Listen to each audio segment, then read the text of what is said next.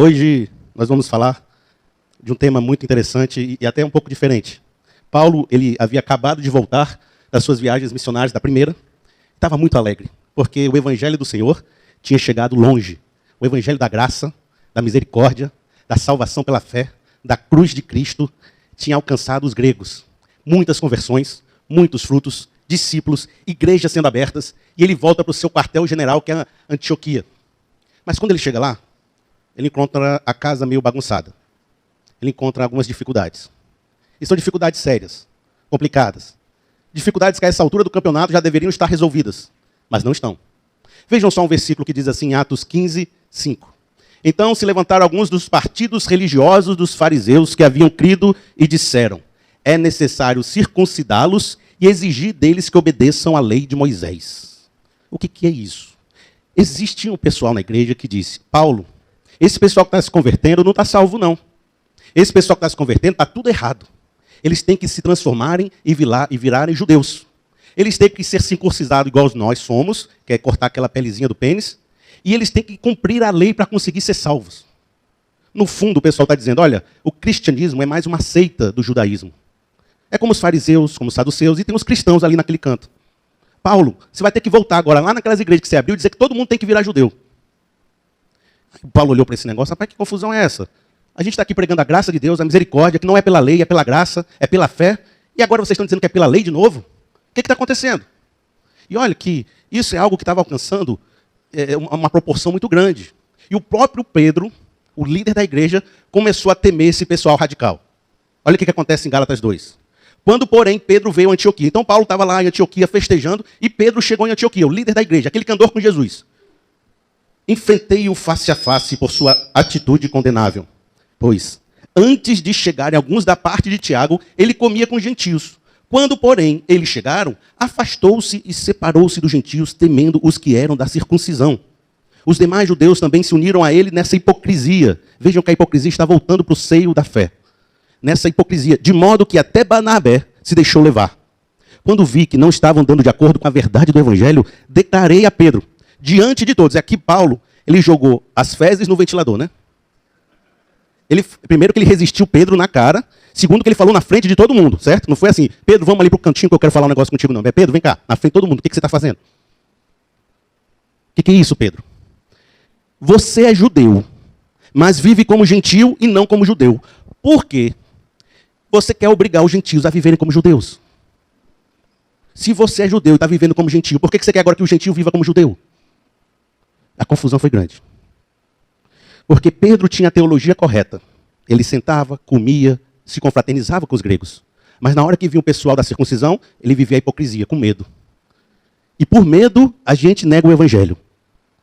Por medo, a gente deixa de pregar a verdade de Deus. Quantas vezes eu já vi pastores que acreditavam na graça de Deus, mas por medo pregavam a lei. Por medo de grupos na igreja, eles pregavam um tipo de controle destrutivo no meio da igreja.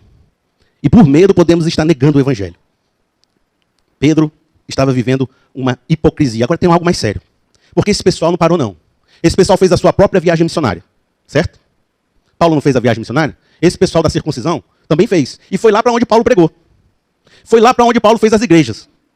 Quando ele chegou lá, eles disseram, olha, vocês que foram convertidos por Paulo, você todo mundo aí, vocês têm que virar judeus. Você tem que cumprir a lei e vocês têm que fazer tudo como nós estamos dizendo. Esquece esse negócio de graça, esquece esse negócio de fé. Aí Paulo pensa só, o cara acabou de voltar de uma viagem, cheia de frutos, cheia de coisa boa, e parece que tudo está indo pelas suas mãos, tudo está se acabando, tudo está se perdendo, e o esforço de uma vida. Veja o que Paulo vai fazer agora, que ele vai escrever uma carta para Gálatas, ele vai dizer o seguinte, para o pessoal lá de Gálatas. Admiro que vocês, Gálatas, estejam abandonando tão rapidamente aquele que os chamou pela graça de Cristo, para seguirem outro evangelho. Será que vocês são tão insensatos que, tendo começado pelo Espírito, querem agora se aperfeiçoar pelo esforço próprio? Será que foi inútil sofrer em tantas coisas? Será que foi inútil? Será que foi inútil ser apedrejado aí, em Listra? Será que foi inútil a perseguição que a gente sofreu? Será que foi inútil a nossa história? Vocês estão querendo voltar? Abandonar a graça? Se conseguir salvar pelo seu esforço próprio? Meus irmãos, agora uma palavra para você. Quando você não resolve alguns problemas, ele volta a te perturbar de novo. E às vezes volta mais forte. Às vezes você acha que você tem a vida profissional resolvida. E que aquele seu problema lá no casamento, você pode deixar para lá. Mas tem uma hora que aquele problema lá vai afetar a sua vida profissional. Você acha que porque tem sua vida super tranquila no casamento, você pode renegar suas finanças. Mas tem uma hora que você vai ter problema nas finanças e ela vai destruir seu casamento. Porque às vezes tem elefantes no meio da nossa sala e a gente está fingindo que não está enxergando.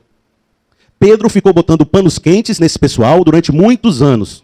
E agora ele estava destruindo o evangelho da graça e o evangelho da fé. Pedro ficou temendo esse pessoal e fazendo uma hipocrisia durante muito tempo. E agora esse pessoal estava destruindo o evangelho do Senhor.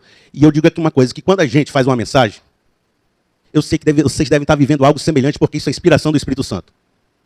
E tem coisas na sua vida que talvez você esteja precisando resolver. Isso é uma palavra de Deus para você. Tem elefantes no meio da sua sala que não dá mais para você botar o sofá lá em cima.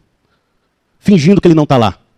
Fingindo que isso não é um problema grande. Porque se você continuar deixando ele lá, ele vai destruir aquilo que você está plantando e aquilo que você está construindo.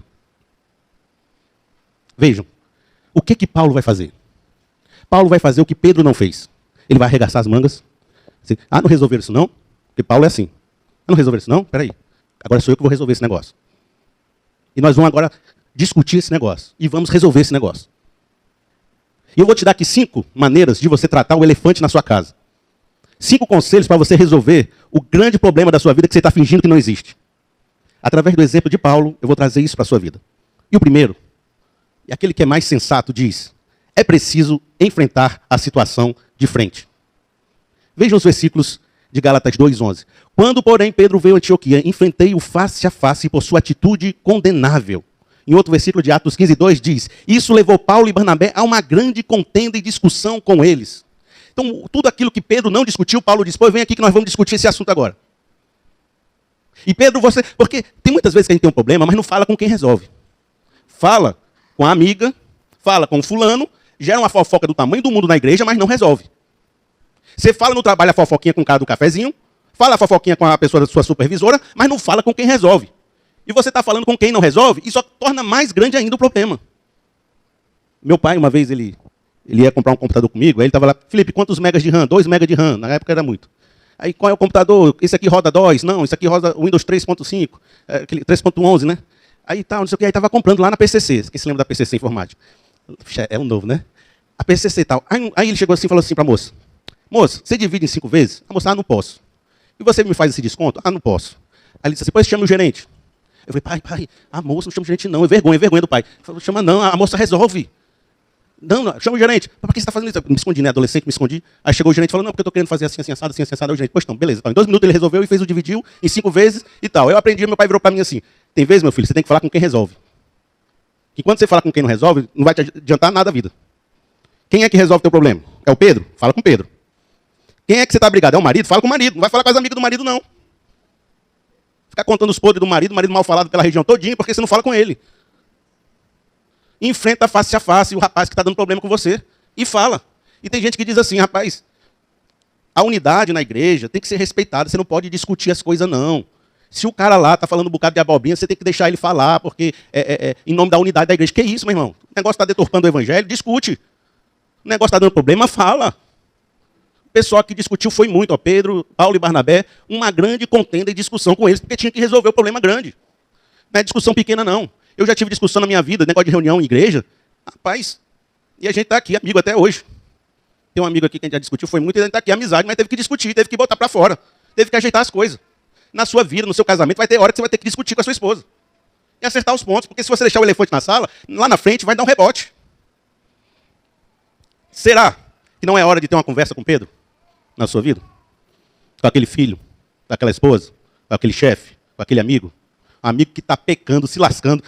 Toda hora, e você está do lado dele falando: é isso aí, meu amigo, beleza, vai. Então na hora de você chegar para ele e falar: meu amigo, está na hora de você se converter direito, não? Buscar uma vida de santificação aí, ir para frente? E olha, meu irmão, está respingando a minha família. E tem hora que eu não estou conseguindo mais andar contigo por causa disso. Será que não é hora de chamar a família para uma reunião séria? Essa é a palavra de Deus para você hoje. Resolver aquele pepino. Pare de ter medo e comece a resolver os seus problemas de frente. Pare de fingir que ele não existe. Segundo conselho para você. Elabore bem suas razões e comunique suas posições. Sabe o que Paulo fez? Escreveu a carta de Gálatas. Na sua Bíblia aí. Se você trouxe a sua Bíblia, abra aí comigo a sua Bíblia. Você vai ter os evangelhos. Mateus, Marcos, Lucas e João. Aí depois você vai ter o livro de Atos, que é esse que a gente está dando. E aí você vai ter o livro de Romanos, 1º e 2º Coríntios, e vem o livro aos Gálatas, que é esse aqui. Foi nessa hora que Paulo escreveu os Gálatas, certo? Para o pessoal lá onde ele tinha convertido, que estava se convertendo ao judaísmo de novo, ele escreveu essa carta aos Gálatas. Então, quando você for tarefa de casa essa semana, ler a Bíblia, você vai ler os Gálatas, certo? Vai entender o que ele estava dizendo. Qual foi a defesa de Paulo? Qual foi o argumento de Paulo? E está aqui. O capítulo 3 é um dos capítulos mais bonitos da Bíblia. Lutero chega a dizer que a carta aos Gálatas ela é o fundamento sobre o qual a igreja está construída. Por isso que a gente hoje se chama cristão e não judeu. É por causa da carta de Gálatas. Então, você chegar em casa, uma leitura para você, leia a carta de Gálatas. Por que Paulo fez isso? Porque precisou deixar claro tudo aquilo que estava no seu coração e tudo aquilo que era o evangelho de Deus. Aí eu te pergunto, seus filhos sabem que você não aguenta mais? Você tem deixado claro para a sua família que você não aguenta mais? Ou está todo mundo achando que você está bem e só você acha que está mal? Porque você não deixou claro para ninguém e fica exigindo de todo mundo que saiba o que você está pensando. Aí você vai conversar com a mãe, ninguém me ajuda, ninguém gosta de mim, ninguém vê meu coração. Aí você fala com o filho, mas a mamãe nunca pediu ajuda. Eu não sabia que ela estava precisando de ajuda. Você já deixou claro tudo aquilo que passa no seu coração? Você vai conversar com um casal? O marido, às vezes, nunca falou para a esposa que não gostava de coisa que ela fazia. A esposa nunca falou coisas para o marido. Quando eles começam a conversar, eles se dão bem. E dizem, meu amor, eu não sabia que você se incomodava com isso. A partir de agora, eu não vou fazer mais. Você já deixou claro o seu coração, de forma que as pessoas saibam claramente o que você está pleiteando? Porque às vezes você está discutindo e nem você sabe o que quer. E às vezes você até sabe, mas você não resolve mais. Aí fica aquela discussão do tamanho do mundo. Meu irmão, o que você quer? Isso, postou-me isso. O que você quer? Tem hora que a pessoa já quer vingança, não quer nem mais resolver as coisas, não. O que você quer? E às vezes, os profissionais têm que aprender a entender o que ele não é e o que ele é. Porque você às vezes tem sofrido problemas financeiros porque não sabe o que você está precisando. Você não está com a mente esclarecida. Então procure profissionais, recursos humanos, que possam te dizer qual é o seu problema. Qual é a sua dificuldade. Às vezes você está com um problema no casamento, mas você não sabe qual é o problema. E você precisa esclarecer para o seu coração o que é. Procure entendimento para você saber qual é o problema que a gente está enfrentando. Porque a gente está brigando todo dia, a gente não sabe o que é. A carta de Gálatas é um esclarecimento profundo para a igreja. Terceiro, busque o julgamento de pessoas sábias. Para você decidir o elefante que tem na sua casa, às vezes não adianta só uma conversa, não. Você tem que levar para uma terceira pessoa. E veja o que aconteceu, Atos 15:2. Assim, Paulo e Barnabé foram designados, junto com os outros, para irem a Jerusalém tratar dessa questão com os apóstolos e com os presbíteros. Os apóstolos e os presbíteros se reuniram para considerar a questão. Então se formou um colegiado de pessoas sábias e liderança que disseram, agora nós vamos decidir isso de vez. Tá, que os sábios, os doutores, os líderes apresentem suas questões e a gente vai dar um ponto final nessa questão. E a primeira coisa que você deve pensar aqui é que você só chama uma terceira pessoa quando você acha que está absolutamente certo e a outra pessoa acha que ela está absolutamente certa. E tem hora que você diz, a verdade da Bíblia está comigo. O outro diz, a verdade da Bíblia está comigo. Aí você diz, não, mas o Evangelho diz assim. O outro diz, mas isso aqui diz assim. E fica aquela discussão que não tem fim. E na sua casa também. O marido sabe e diz, olha, se você soubesse o que a esposa tem feito comigo, você estava do meu lado. E a esposa diz, mas ele tem massacrado a minha alma, massacrado o meu emocional, e por isso que você não sabe o que ele fez comigo. E os dois estão absolutamente certos de que estão certos. E aí você precisa de alguém sábio no meio dos dois, para dar conselhos e tentar tirar esse engodo que ficou a discussão. Então, meu amigo, nessa hora procure um pastor, procure um líder, procure um psicólogo, procure um terapeuta, procure um coach empresarial, procure... É porque tem os coaches que são ruins e tem os coaches que são bons. Você procura o bom. Procure um cara de recursos humanos. Procure alguém que saiba te dar um conselho sábio. Porque às vezes você não consegue mais ver o problema. Você está tão chateado, está tão com raiva, que você até tem razão, mas as atitudes que você está tomando são erradas. Você até tem razão no que você está dizendo, mas você está agindo de uma forma complicada. E a pessoa vai dizer, olha, você tem razão, mas vamos mudar a sua atitude nisso, vamos mudar a sua atitude naquilo, que aí a gente chega na conclusão. Pessoas sábias. E agora, deixa eu dizer o seguinte. O elefante, às vezes, existe porque você é o gerador do elefante. Certo? Você está cheio de elefante no coração. Você que causa os problemas. Às vezes você nem sabe disso. Então você vai no aconselhamento com a pessoa mais sábia, a pessoa vai dizer, meu irmão, o problema está com você. Aí você vai dizer o quê? Não, ele não entendeu o que eu estava dizendo. Eu vou para outro. Aí vai para outro conselheiro. Aí o conselheiro diz, cara, acho que você precisava mudar. Não. Aí vai para outro. E nunca aceita que o problema pode estar com você. Então se você foi no conselheiro, e se ele falou coisas difíceis e problemáticas para você, aceite. Às vezes o problema está contigo. Às vezes você é o Pedro que está agindo com hipocrisia. Você é um cara legal, você é Pedro. Você é líder, mas está agindo errado. Não adianta ir para conselheiro se não quer escutar o que ele está dizendo. Não adianta ir para pastor e o pastor fala e você faz errado. Tem que aprender a escutar e considerar de que talvez você possa estar errado. E talvez o problema do elefante seja você. Porque a gente sempre quando vê uma mensagem dessa, quem é o problema? É o outro. E se fosse sempre o outro, ninguém tinha problema nenhum, né?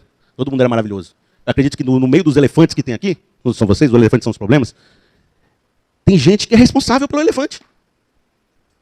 E você tem que mudar seu coração, você tem que tirar algumas sujeiras e lixos que estão lá dentro. Então, aceite o conselho sábio. Quarto. Esse aqui, eu vou ler um texto maior, porque esse texto tem a ver com a sua fé. Não só com essa ênfase que eu estou dando, mas tem a ver com a fé cristã que você segue. E é preciso que isso seja gravado no seu coração de uma forma mais evidente. Preste atenção nesse texto, porque talvez isso seja importante para muitas discussões futuras suas. Vai ser a hora onde Pedro vai dar o ultimato e o julgamento dessa discussão. Diz assim, Atos 15, versículo 7. Depois de muita discussão, Pedro levantou-se e dirigiu a eles. Irmãos, vocês sabem que há muito tempo Deus me escolheu dentre vocês para que os gentios ouvissem de meus lábios a mensagem do evangelho e crescem. Ele está falando lá de Cornélio. No dia que ele foi pregar para o gentil Cornélio, ele teve uma dificuldade tremenda. Ele disse, olha, judeus não se misturam com gregos, mas mesmo assim, o Espírito do Senhor levou ele e ele falou para gentios. Ele falou, vocês sabem que há um tempo atrás, eu mesmo fui lá pregar para os gregos. Meus irmãos, vocês sabem que eu, Pedro, já fiz isso. Deus, que conhece os corações, demonstrou que os aceitou, dando-lhes o Espírito Santo, como antes nos tinha concedido. Ele não fez distinção alguma entre nós e eles, visto que purificou seus corações pela fé. Então, por que agora vocês estão querendo tentar a Deus, pondo sobre os discípulos um jugo que nem nós, nem nossos antepassados conseguimos suportar? De modo nenhum. Cremos que somos salvos pela graça de nosso Senhor Jesus Cristo, assim como eles também. Toda a assembleia ficou em silêncio, enquanto ouvia Barnabé e Paulo falando de todos os sinais e maravilhas que por meio dele Deus fizera entre os gentios. Meu irmão, e aqui foi o ponto final na questão. Você é salvo pelo cumprimento da lei? Não.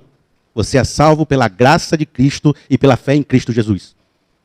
E eles se reuniram e decidiram e botaram a pedra sobre esse assunto. E o que ele falou? Ele falou, olha, o Espírito Santo circuncisou o coração deles quando manifestou, através do batismo, a sua presença na vida deles. O que é isso? Porque Paulo lá na frente vai dizer, olha, a verdadeira conversão não está nesse negócio de circuncisão, de cortar a pelinha do pênis, não. Está lá no seu coração, e ela é feita pelo Espírito Santo de Deus. Então como é que eu sou salvo ou não? É quando o Espírito Santo entra na sua vida e